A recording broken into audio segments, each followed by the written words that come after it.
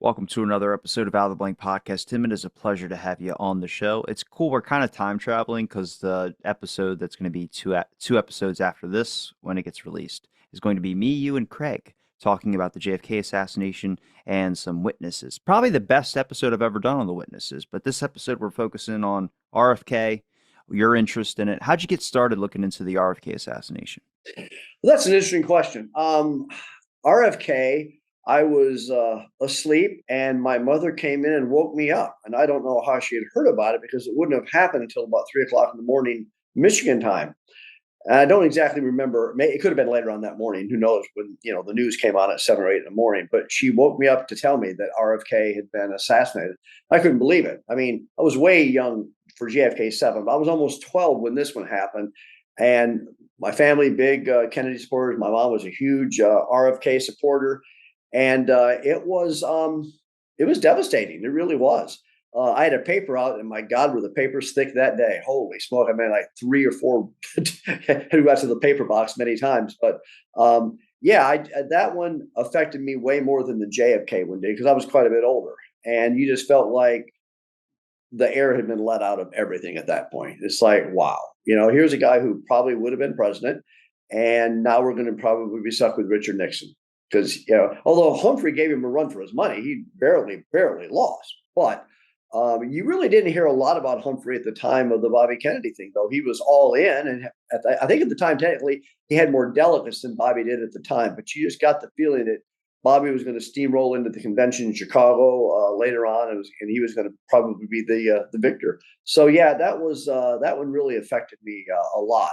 And although I didn't do as much with it, but recently I've kind of gone back and I think I have probably every book written on the Bobby Kennedy assassination. Although I'm sure there's some that small things I don't have, and got some more newspapers in the mail yesterday. So yeah, I'm all in on the Bobby Kennedy right now. And the one thing that you have brought up a lot lately is witnesses. How reliable are the witnesses? And when I mean, I'm looking into a witness right now, Vincent D. Piero. He's a major witness in the Bobby Kennedy assassination. He was only 19 at the time. He was a student at SC. His dad was a maitre d' at the Ambassador Hotel, so he had all kinds of connections. And he was working with Bobby Kennedy. In fact, Bobby Kennedy at one point, according to DiPiero, he told DiPiero, says, "Yeah, I want you. If we go to Washington, I want you with me." He was only 19, for goodness sakes. He was home studying, I think, for finals because he was going to SC at the time. And his dad called him and said, "Bobby wants you here tonight for the victory speech."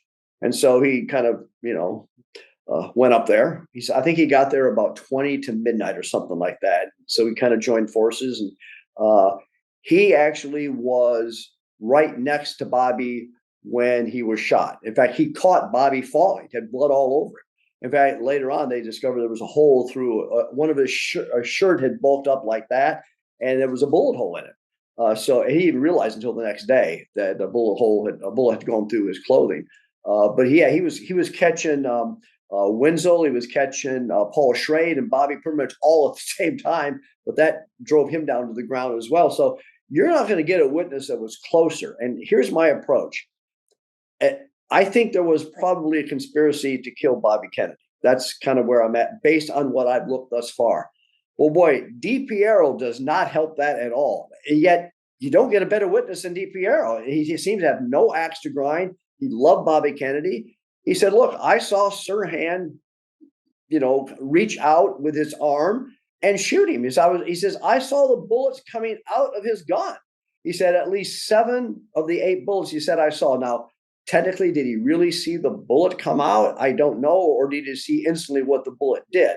Either way, I mean, this guy is as close as you're going to get to anyone to the Bobby Kennedy assassination. And he just died a couple months ago. And I wish I'd have known that. I would have contacted him before he died. But there's a few interviews that you can easily get with him talking. But he said, "Look, I can account for the 8 shots. I can tell you all 8 shots. I saw 7 of the 8. I saw what the bullets did. I saw the damage it did to the other witnesses." He said, "I did see the girl in the polka dot dress." He said, "They browbeated me to convince me that I didn't. I finally threw in the towel and said, 'No, I guess I didn't see her then.' Just to get him to shut up." But he identified her as Valerie Schulte, which if you read conspiracy books, they'll tell you, no, it wasn't Valerie Schulte, it was somebody else.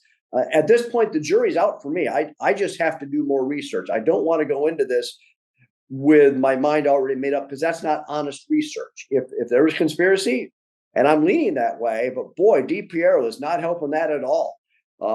In fact, when the bullet holes in the door frames comes up in the Bobby Kennedy thing, he goes, that's nonsense. He goes, a lot of times because he was a waiter there. His dad was a maitre d'. He was a waiter as a kid, 19 years old. He said we would stand around and take our knives out and just whittle holes in the door frames.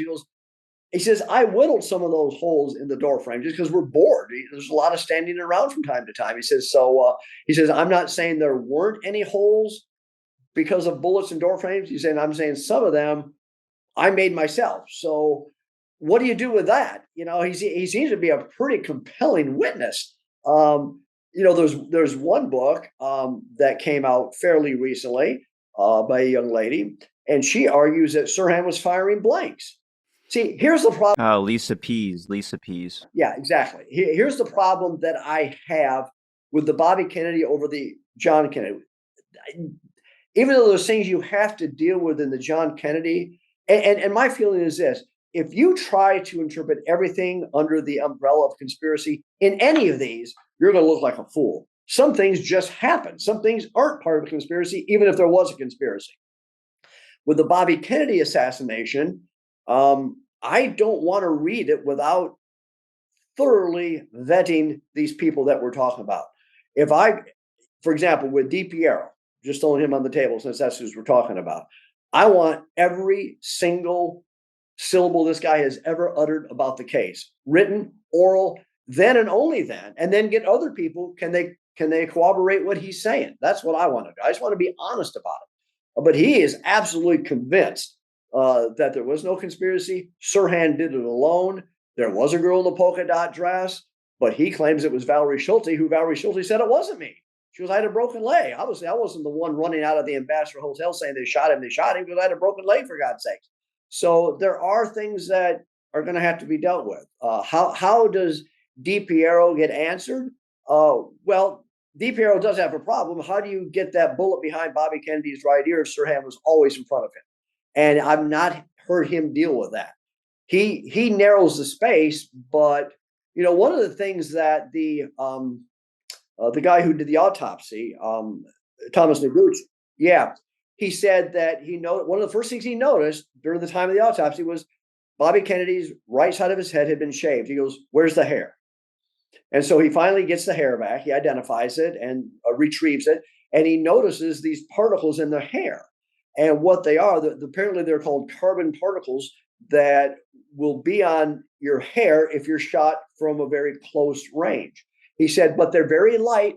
And if you're very far away at all, and he goes, when I say very far, hardly any distance, like a couple feet, they're not going to be on your hair. So you got to be really, really close for these to be matted in your hair, he says. And they were, he says. And then what we did is he shot pig ears. He said, because the skin on a pig is very similar to the skin on a human being. So they shot pig ears and, like right next to the bullet on the gun on the pig ear itself. Then they started going back like a quarter of an inch, then a half inch. Then he says, we did this. He said, when we compared it to what was on Bobby Kennedy, he said he estimated about an inch, maybe inch and a half at the most.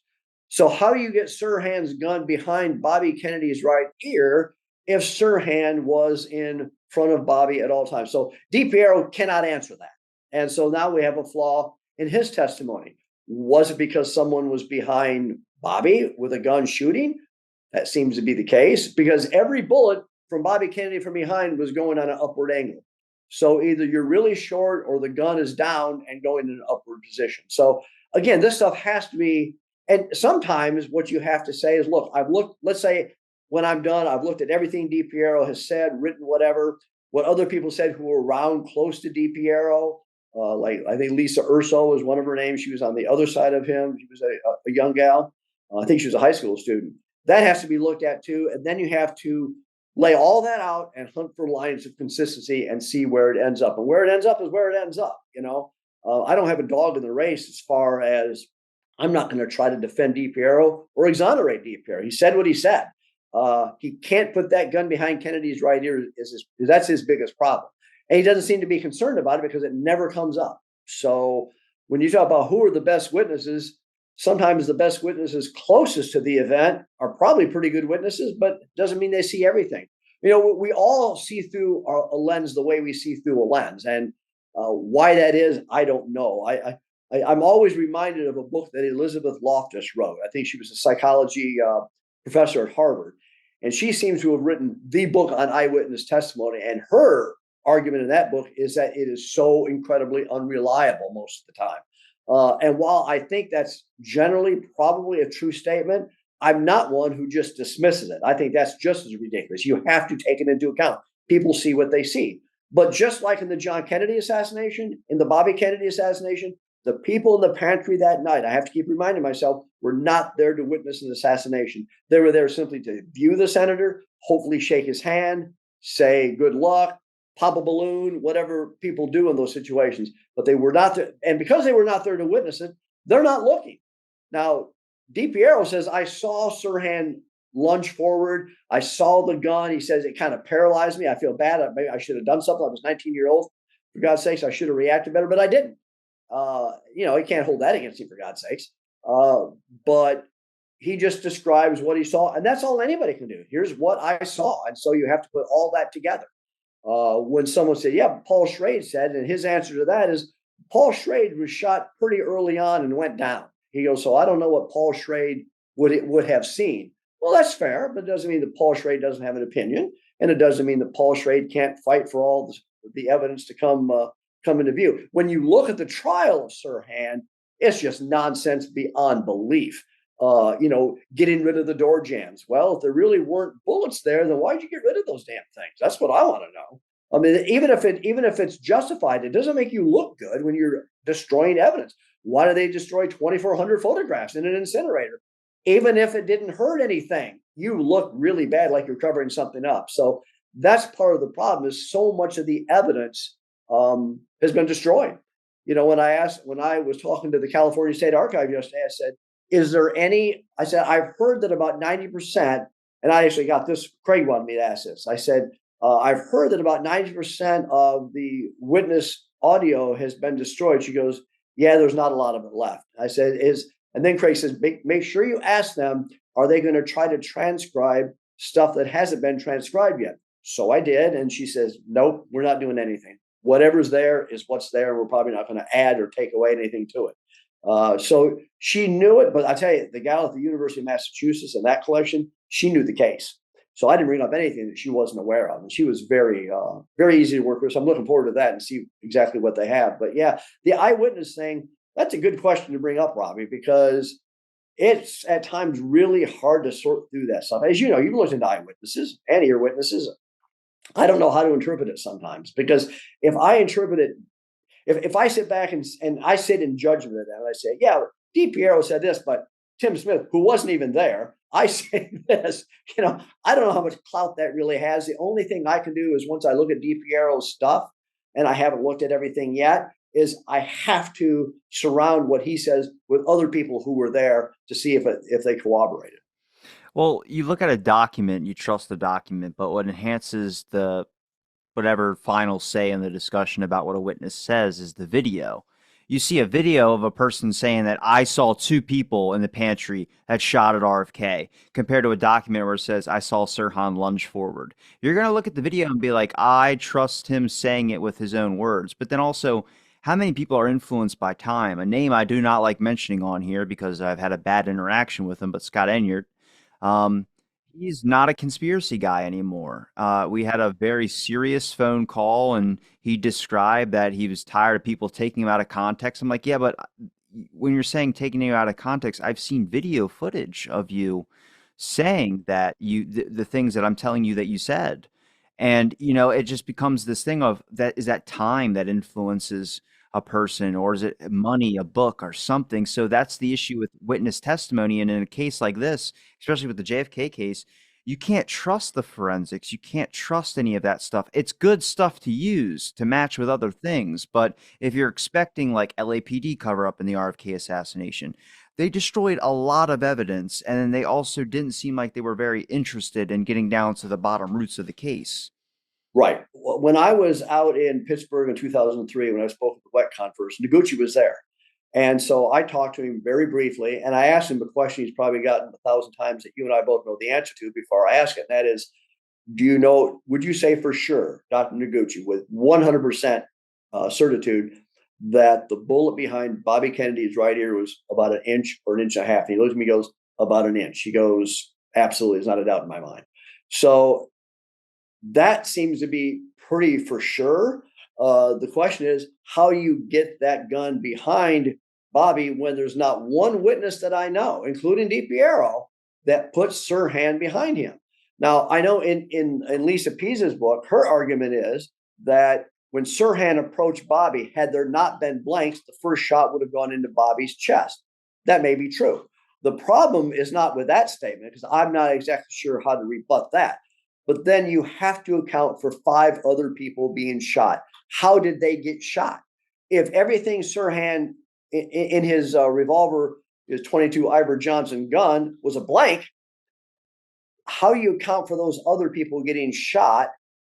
I mean, all over the place. Bullets are flying everywhere, for goodness sake. You have to account for that. And I'm not saying Lisa doesn't have a response to that. I just don't know what it is. I don't know how she would answer that. I don't know why there's this kind of thing that happens where you want to try and defend the person that's being accused of a crime like that. And I get it because Sirhan's still on parole. You could actually do some real change in getting down to what's going on with them. But I've heard the gambit of things with Sirhan, whether he was hypnotized with the automatic writing that he had in his journal of RFK must die. The blank things I didn't really understand, but then now that I look at it, I go, there is this kind of like, I will defend him. If he was shooting, it was shooting blanks. There weren't any bullets, so he didn't cause any damage. But I believe if you look at what Carl Euchre was slamming his hand on the table after the second shot, it matches a lot of the trajectory of bullets that were flying around the pantry. I agree. I agree. And you're right. There does seem to be this effort to try to exonerate Sirhan. But what you have to admit, at the very least, he allowed himself to get involved in something that became very sinister. Whether he fired blanks or pellets, that's irrelevant to me for the point that we're making right here. But he did, like Oswald, allowed himself to get involved in some type of a plot, whether he fired anything or not. Yeah, this notion to try to constantly exonerate, I think you have to be careful with that. And let me just say something, Robbie. When I talk to people about the Bobby Kennedy assassination, and all of a sudden, you know what's going to come up? The hypnotism. And when it comes up, I can just look on the faces of the people I'm talking to when I say it, and they check out. There's like, yeah, whatever. Now they're usually they're polite. They don't say, yeah, whatever. But you can just see it's like, really, that's the best you can do. Some Manchurian Candidate, they're thinking, oh, that made for a good movie in 1962, and the remake with Denzel Washington. I'm not sure how real it is. Well, it's not that I don't doubt that the CIA had all kinds of nonsensical activities going on. You're probably more familiar with MK Ultra than I am. So I don't doubt that possibility. I don't doubt the possibility that some people are very susceptible to hypnosis. The problem is, I think that makes the RFK case a little more difficult to sell if that's what you're leading with. Oh, by the way, he was hypnotized. He didn't really know what he was doing. He was like a crazy man. Can't be held accountable. He thought he was in the rifle range where he'd been earlier that day, and he was just shooting at a bullseye. It just sounds so fantastic. I think people just check out. So if that's really what happened, then I will defend it and argue that to my death. At this point, I don't know. I need to, I need to look at it a little more thoroughly, which is what I plan on doing over the next year or so. And we'll see where it takes me. I'm not saying Lisa's wrong when it comes to the hypnotism. I'm not saying she's wrong with the blanks, because there is a sense that if he is firing blanks, that would certainly act as a deflection for what other people are doing, and you're not going to look at them. If you see him firing, and he's the only one you see firing a gun, whether it's blanks or not, that's the one you're going after, and you're not going to be looking whether it's Thane, Eugene, Caesar standing behind him, or who else you want to put there. I just don't know how I can really prove that at this point with any great certitude. But for me, the jury's still out. That's kind of where I'm at right now. We'll see where the evidence takes me, but I don't know. What do you think about Sirhan being the only shooter compared to there being two shooters? And do you think at all it's Thane Eugene Caesar? I definitely think it would have been Thane Eugene Caesar if there is another one. He seems to be the default guy for a lot of different reasons. Um, I know I've heard Lisa interviewed, and she said she did deep dive research, and she found documents that connects him to the CIA. If that's true, and I have no reason to doubt, I don't think she'd lie about it, for goodness sake. She would have no real reason to. She seems to be a very honest person. That's huge. That is massively huge if he's connected to the CIA. Now that He's connected through a security position that he was hired at to guard some like missile base or missile site, whatever thing that's exactly, connected to the exactly. CIA. And if that's all it is, it's not as convincing. If it's something else, then well, okay, that needs to be looked into a little more thoroughly. He does seem to leave the country right away. He's then handled by someone. I can't remember the guy's name. And when Bobby Kennedy wanted to talk to him, you had to go through this guy. The guy says, "Yeah, you can talk to me for $10,000." Bobby Kennedy said, "Junior said, forget it. We're not talking." So he was guarded very carefully. And if he's as innocent as they were arguing, why did he leave the country so quickly? Why was he guarded by someone who you couldn't even talk to him for less, unless you forked over $10,000? The whole thing seems ridiculous. So, yeah, if Sirhan's firing blanks, then obviously someone else had to be shooting. Who that is, Caesar seems to be the top target right now.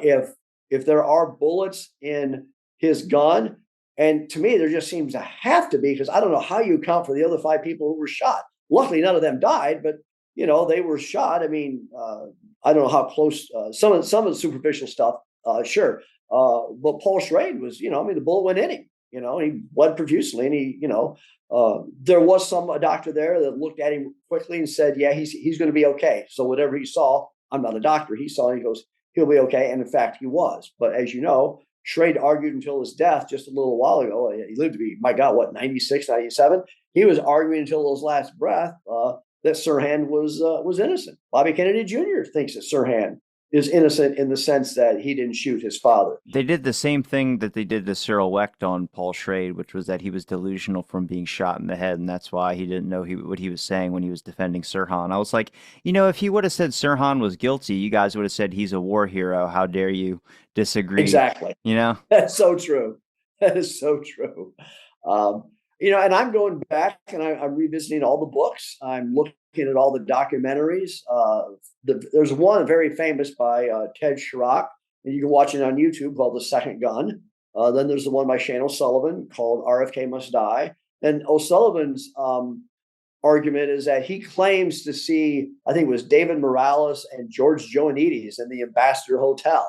Well, if you say that, you better have darn good proof, my friend. It better not be one of these. He looks a lot like him. Oh, no, stop, just stop. Because now you're clouding it when you start that nonsense. And I know people who have looked at it and they said, no, these guys work for Kodak or something like that. They were just there for some type of a conference, and that it really wasn't Joannides or Morales. You have to wonder why would Morales and Joannides, if it is them, they're just hanging out? I mean, really, that just sounds weird to me. I don't think they would make themselves as public as that if they were, unless they just went really stupid. I don't know. Again, all this has to be looked into. The one thing that I don't buy is just when someone says, "Yeah, well, that was Joannides," I go, "Okay." No, I'm not going to go, "Okay." You better give me some real proof that was Joannides, for God's sakes. Yeah. So how do you even start with the Bobby Kennedy? There's like 77 people in the pantry. I think Craig has totaled like 260 people or 240 people. If you count the periphery, people who are within earshot, that's a lot of people to go through. But I'm going to go through every single one of them with him. I tell you that. We're going to, get to the bottom as much as we can. So Why did you want to choose the witnesses and dealing with that rather than focusing on like the stuff we kind of have evidence for, but there's not really there's no punishment. The LAPD's destruction of evidence. I mean, that was brought up multiple times when they were doing the final reports on the RFK assassination.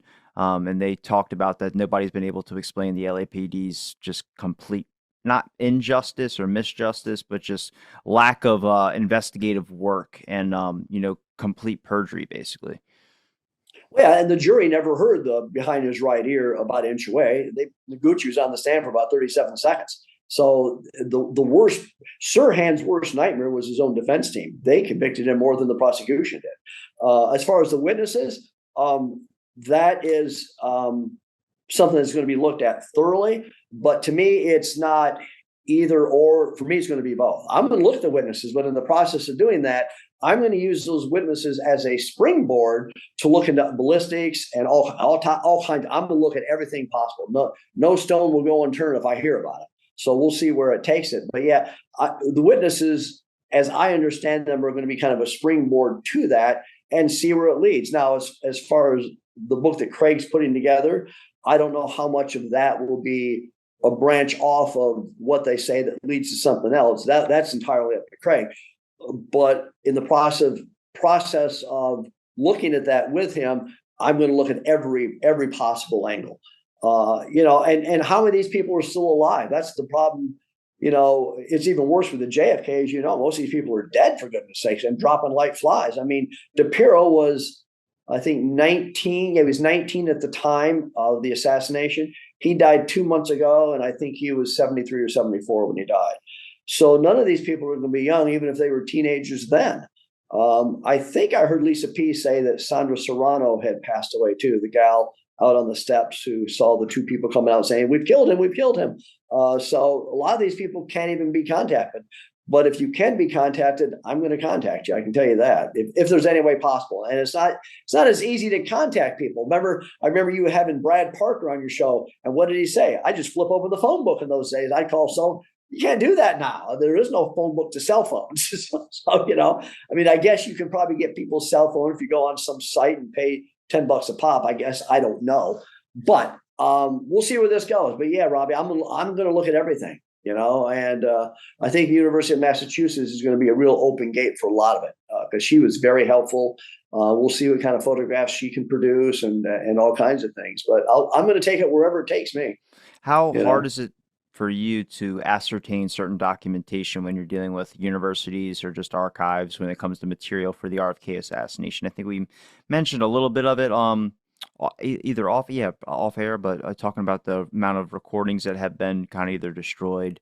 And there's a lot of historical record is my big point on the JFK assassination, and it would be for any of these events because my generation has nothing to look at when we're trying to examine. And it's up to researchers to put up the pieces, but obviously with researchers, you tend to get your bias in there a little bit. You don't mean to, but a lot, yeah.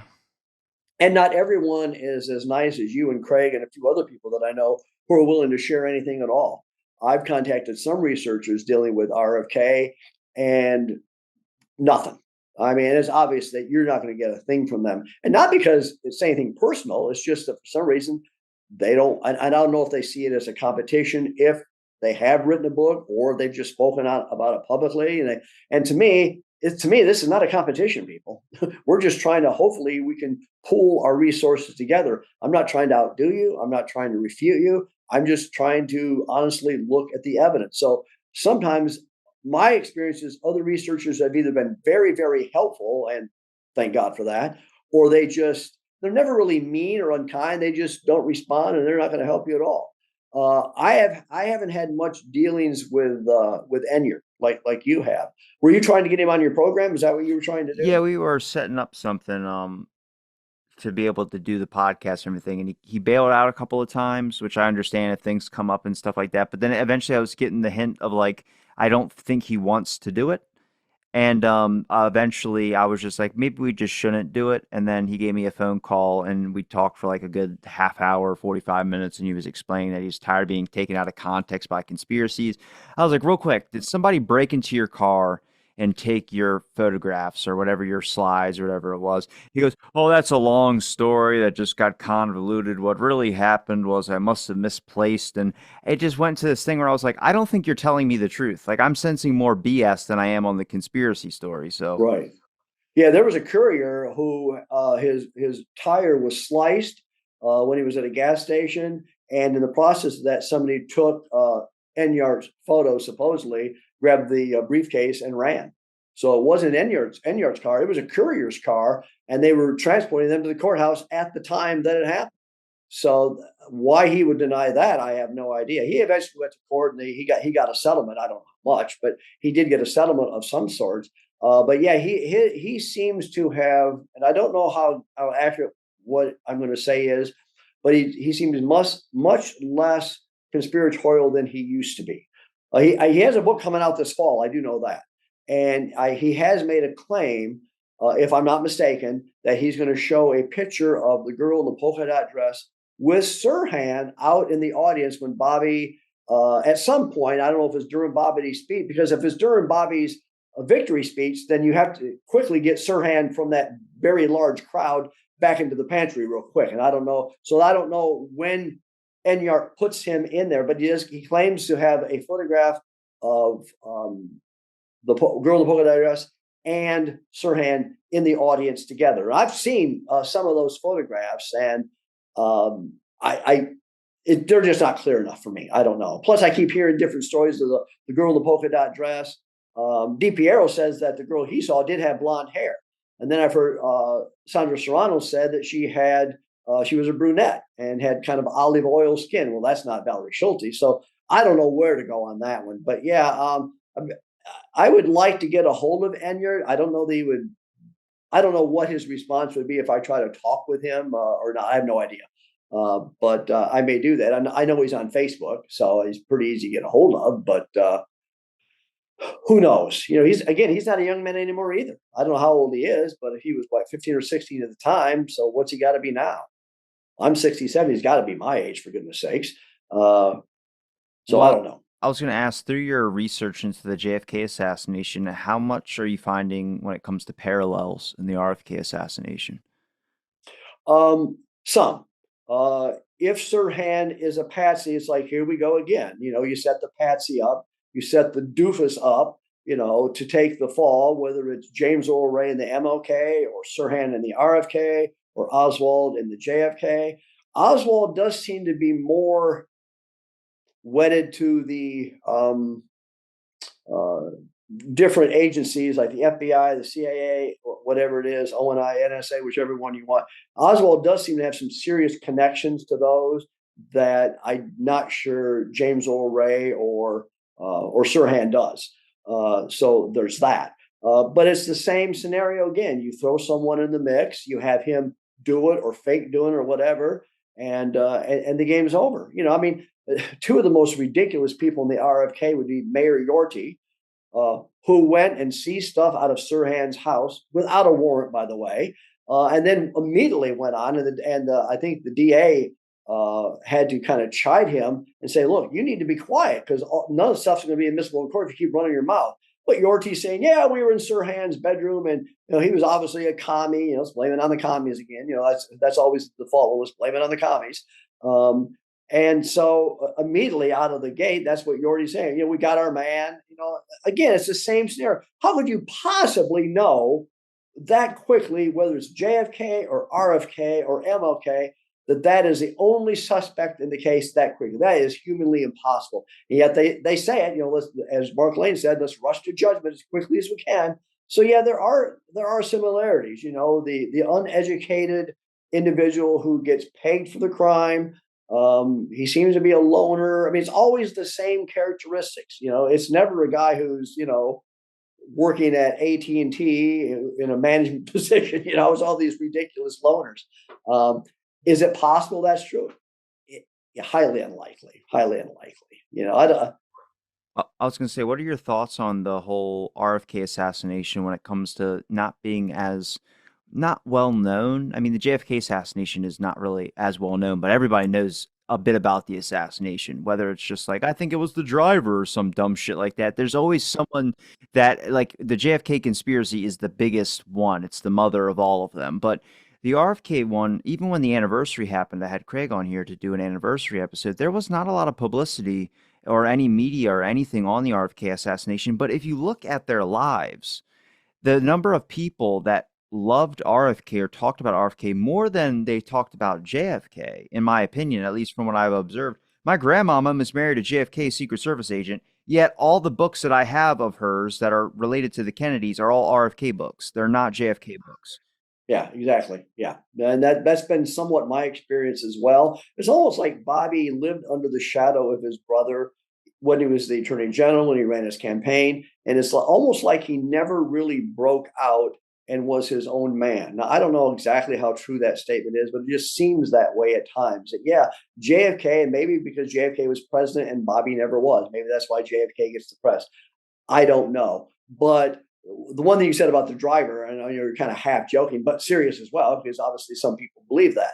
Um, I, it's almost like nowadays that unless you have an angle in your book that no one has, no one's either going to publish your book or you're not going to write it yourself. It's like you don't need to invent something just to get attention, for goodness sakes. It could just be that this was a homicide, maybe it was conspiracy, and just go with that. But oh no, you can't do that. You know, even at the end of David Lipton's life, he had to say, "Yeah, I think the driver of the limousine did it." Like, what are you talking about? Like, stop talking. Just stop, because that's absolutely absurd, and you know that by looking at the film. For goodness sakes, there's no gun in William Greer's hand shooting Kennedy. I mean, I think someone may have seen that had he done that. For goodness sakes, so that type of nonsense, I really don't give the time of day. And To me, then it's just a waste. they add on to it that Jackie was trying to get out of the limousine because she saw the driver with the gun. And I was like, Exactly. well, she got pushed right back in. She didn't bother jumping out of the car while it was moving.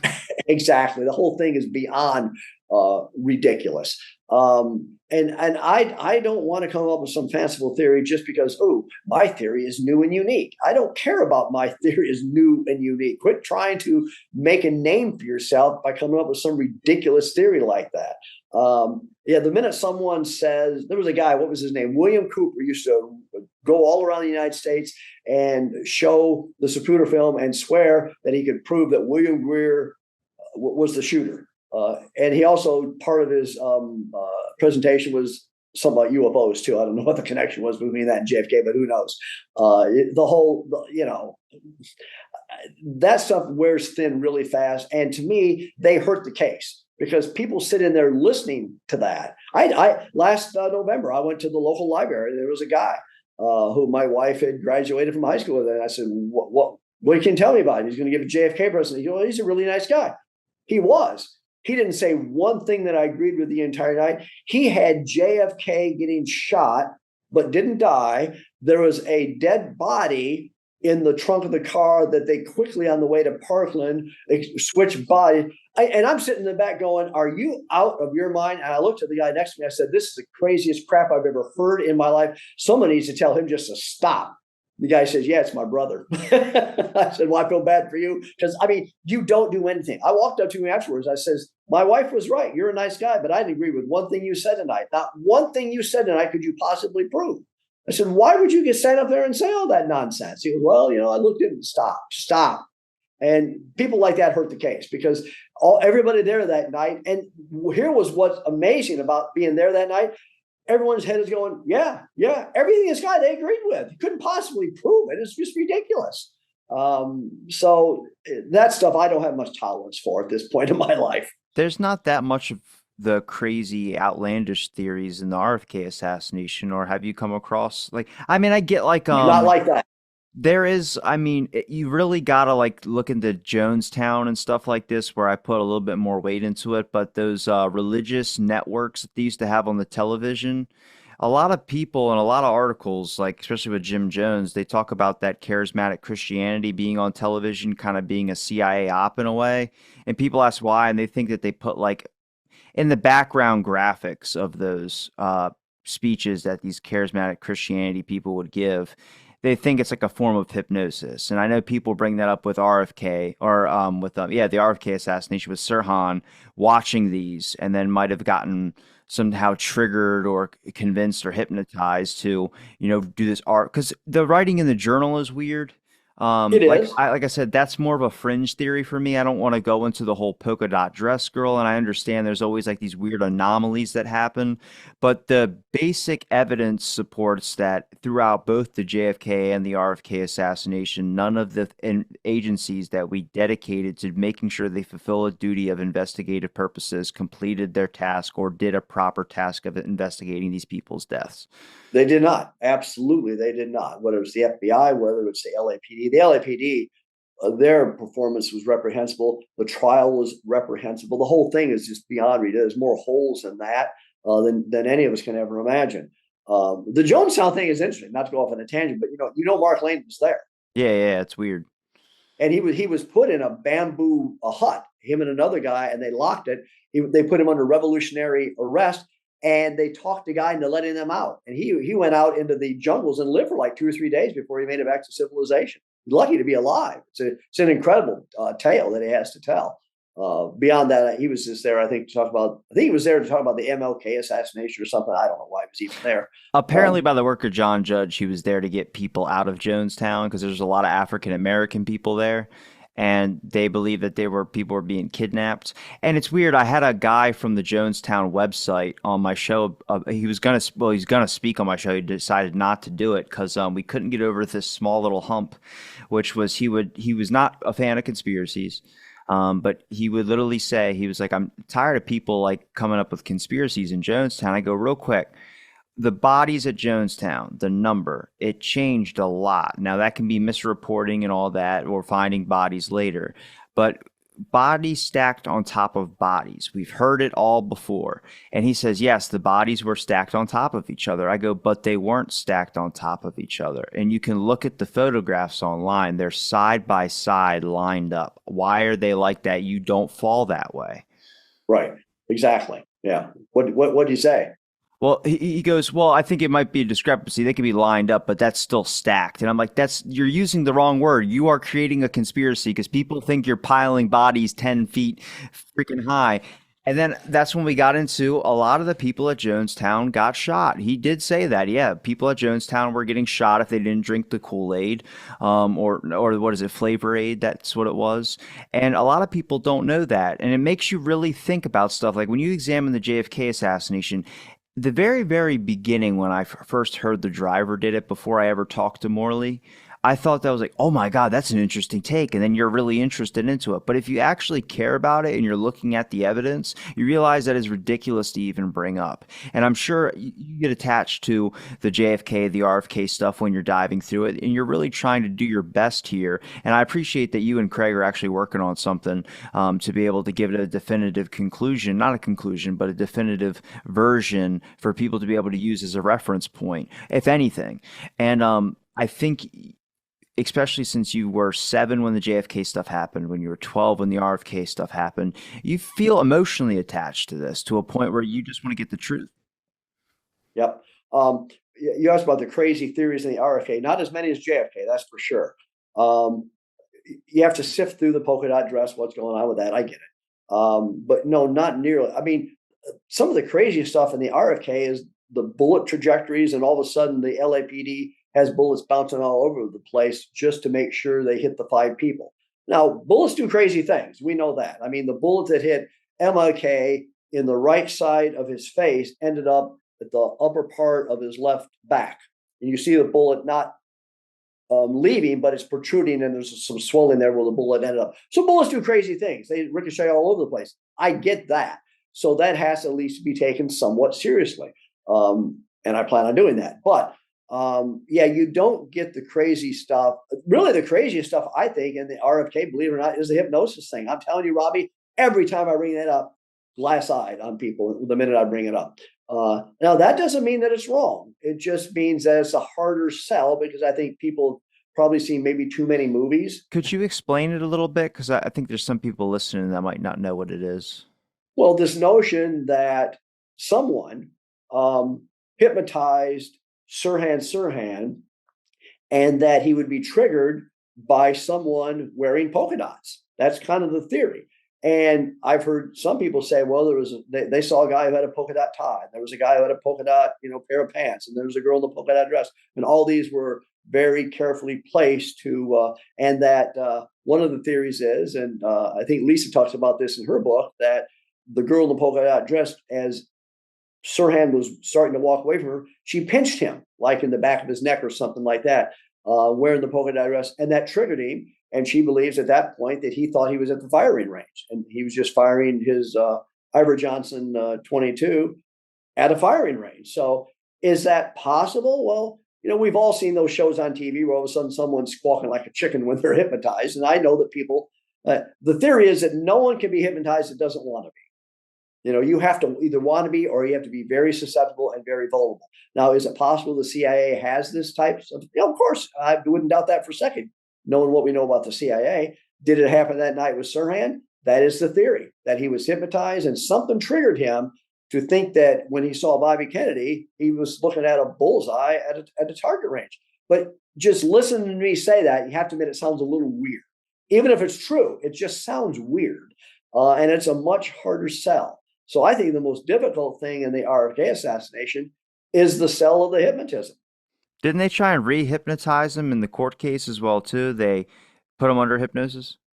Yeah, that would have been thrown out because they were leading the witness like, Sirhan, there's Bobby. Pull your gun.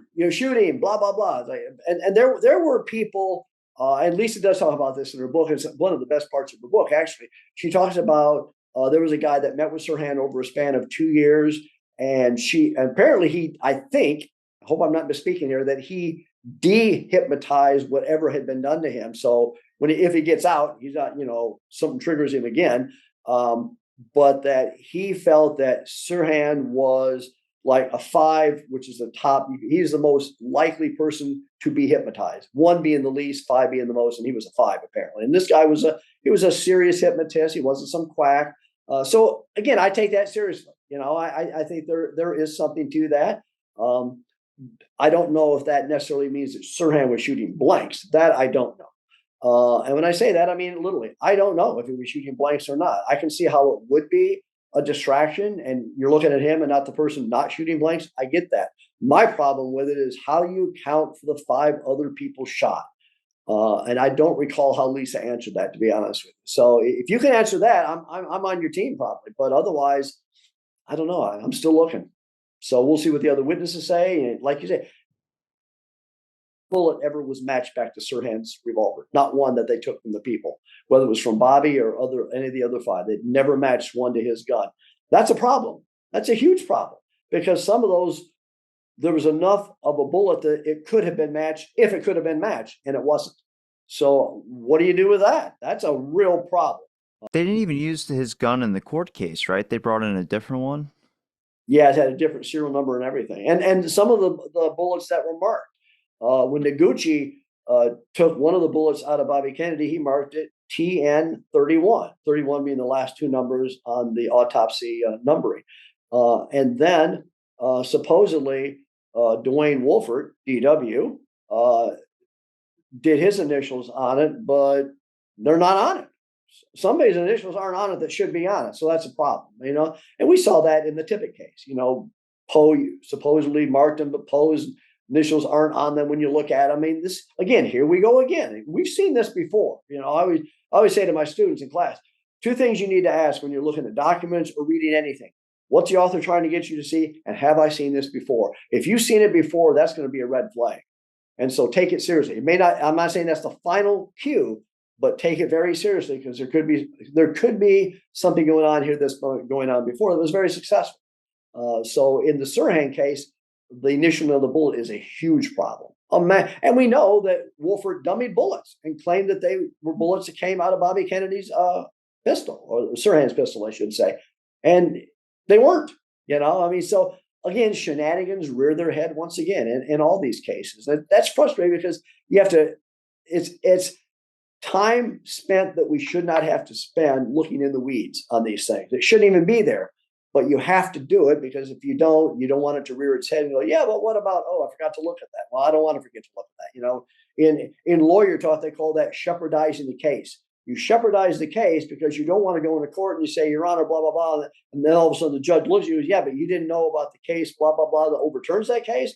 Now you're embarrassed because you should have done your homework. Now, that's easy to do in lawyer work, because they now have programs that can do that for you. But sometimes when you're looking through documents, we don't have that advantage of saying, yeah, but what about document blah, blah, blah? We may not be aware of it. And that's why I think it's good to cooperate with as many people as you can, read as many books as you can, because some people do really good research and they will stumble across this and oh, thank you. I didn't realize that document was there. Because none of us can remember everything, Robbie. You know that. There's too much there. So what about with the RFK case and your kind of research into the JFK case? You have Vincent Bugliosi on 2 different sides there. JFK case, no conspiracy. RFK case, conspiracy. Absolutely.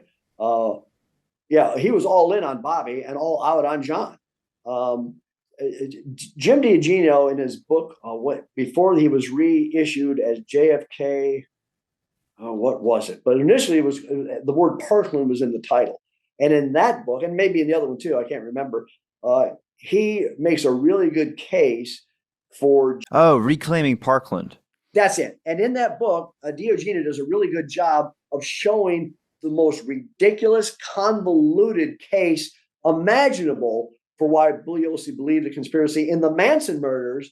But then all of a sudden, one of his arguments in the JFK is, oh, that's just too convoluted. It should be more straightforward than that. And yet his belief that Manson was involved was the most convoluted nonsense you can possibly imagine. But yet in the Bobby, he was all in there was conspiracy. So, but he never wrote a book on that I'm aware of. The other one, as you know, was like, 15 feet thick. It was a tomb. It was a Yeah, tomb. it was. Uh, when it comes to the RFK assassination, why do you think he was assassinated? Do you think it was because he was going to reopen the investigation into his brother's death? That's a very, I have kind of morphed on that and changed a little bit, not a lot.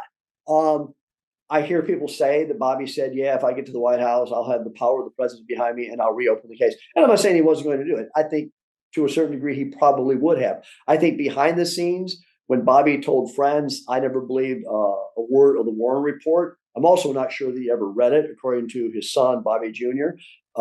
But that's irrelevant to me whether he read it or not. He knew what the findings were. I think he had to say publicly, yeah, I agree with the Warren Commission. And he would not have been able to say differently unless he would have had the power of the presidency behind him. But yeah, I think when it comes to the RFK assassination, there it's hard to explain. I think that at the end of the day, you just have to look at the evidence as best you can.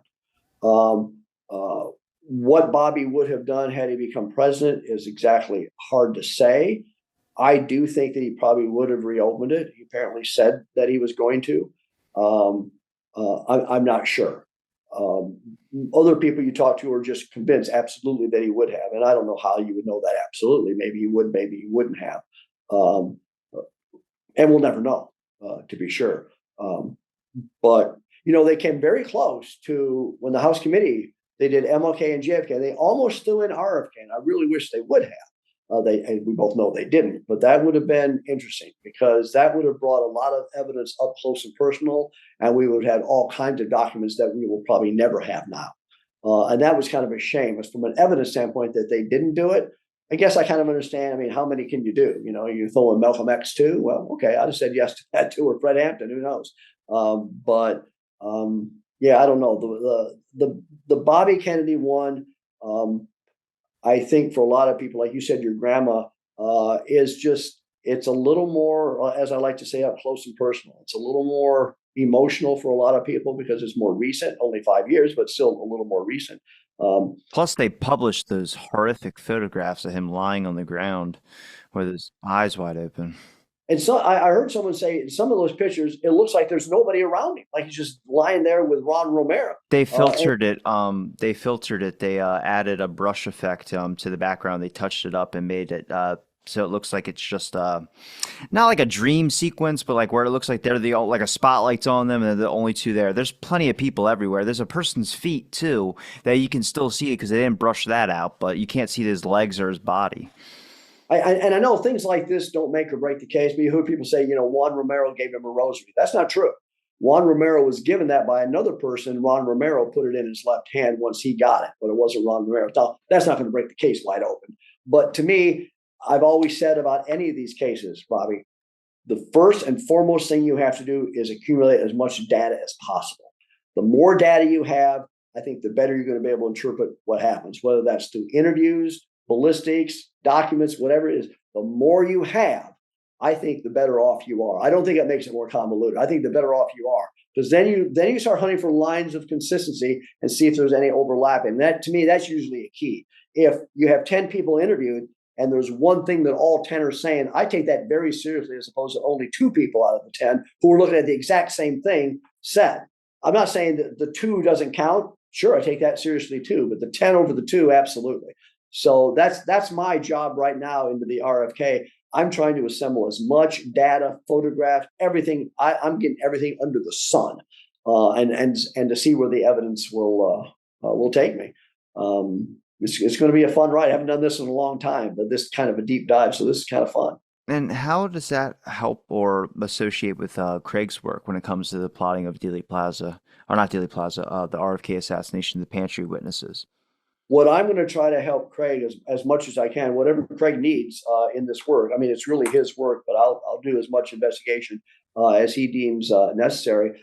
I'm going to try to dig up everything possible on every witness. So what I'm going to try to present to Craig as much as I can is when a witness pops up, I want to make sure we didn't miss anything, you know? And so I'm going to look at every document, every interview, every photograph, everything possible.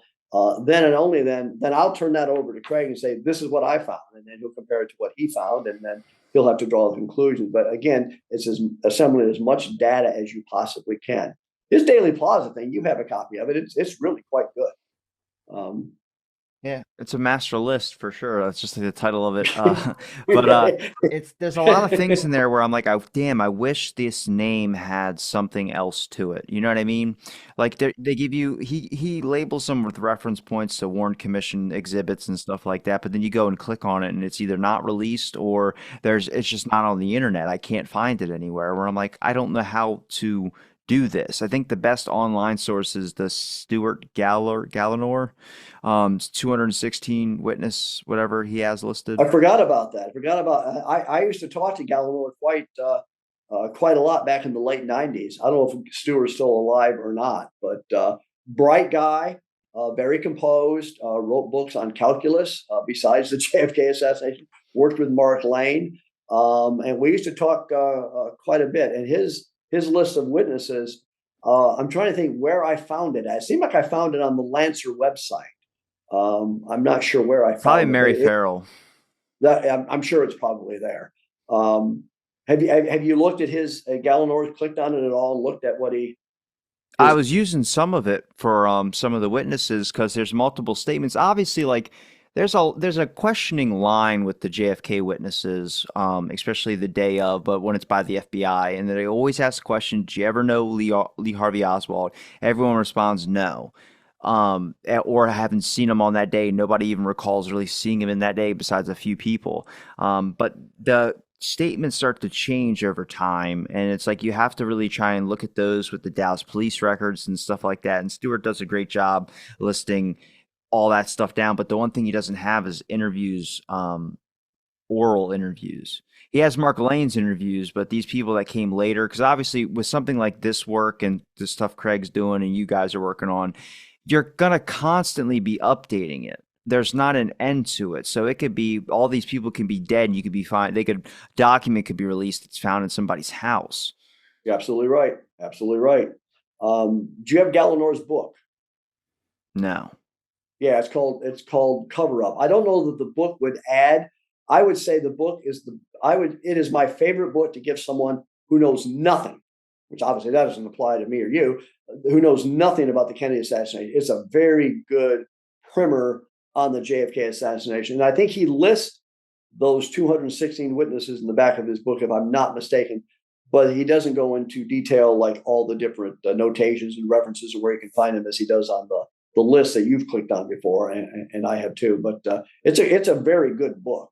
I don't know if Stu is still alive or not. I don't know if I should try to. He was living in New York the last time I talked to him, but he would have been a great guest to have if he was still alive. He's just very, very level-headed. So yeah, you're right though. This is ongoing; it never ends. I don't care when Craig decides to publish his findings. There's always going to be more, no matter when he published it, because you're going to probably stumble on a document. Oh, because you can't cover everything. Eventually, you have to say, okay, I've taken it as far as I can. But do you then begin publishing supplements to it? I don't know. But you're right, it never ends. And I'm sure if you updated the Daily Plaza thing, I'm sure he could add to that too, because there's always new stuff that you discover. I mean, by his own admission, he said he did not put Umbrella Man, Dark Complected Man, the guy with the seizure, Jared Belknap, or Badge Man is not in the Daily Plaza witnesses.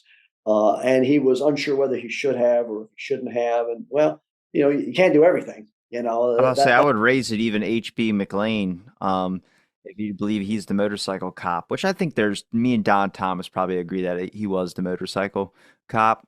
But who wants to own up to that? Because that means that you would been an idiot to keep your motorcycle on and mess up people trying to communicate through channels. exactly. Yeah. So, it's never ending. And that's why, we do what we do. We certainly don't do it for money, do we? We're not. I'm going to ask you one question here, and it's really about what have you learned from all the political assassination research and kind of talking about it, speaking about it, and collecting material on it. Oh, that's a good question. I would say, up until RFK, how vulnerable they were. Oh my gosh. I mean, Bobby Kennedy would just walk in the Ambassador Hotel by himself. He'd be out on the Ambassador Hotel putting green with Rosie Greer and a couple other people. Anybody could have walked up to him. They wouldn't be able to defend him at all. So his death did change that. Apparently, you can get Secret Service protection now. Although apparently did not do Trump a whole lot of good. They seem to be incredibly inept, but whatever. Um, so I think there's a vulnerability to it. JFK used to say that all the time. He said, if someone wants to kill the president, they can. He said, that's what they really want to do, though you will probably be very successful at doing it. So, no one is that, unless you just never leave the White House, you're taking a chance every time you leave. So there's a certain vulnerability. It also, I think I don't want to say I'm disheartened by it, but I don't like the idea of bullets over ballots. I'd like to think that ballots will win the day, but obviously, with Bobby's case, bullets went out over ballots. JFK, bullets went out over ballots. Um, and I'm not sure, I don't care how good the Secret Service is, they can't do everything. I don't know what else they could have done that day, even in Daley Plaza, as opposed to hovering over him on his limousine with the arms outstretched like that. So there is a certain vulnerability that goes with the office, I guess. So there have been people who've done deep dives into just assassinations in general. I know someone who looked into somewhere between 150 and 200 political assassinations. And he says, oddly enough, the average age of the assassin was right around age 24. And the average age of the person getting assassinated was about the age of JFK. So, just from an average standpoint, that was kind of a bizarre coincidence. But yeah, and it seems to be a lone nut a lot of times, not always a conspiracy, though Europe, they always seem to be a conspiracy. But obviously, the guy who shot McKinley and the guy who shot, forgot the other one. McKinley shot 1901. Who was the one before McKinley? I went completely blank. This is embarrassing.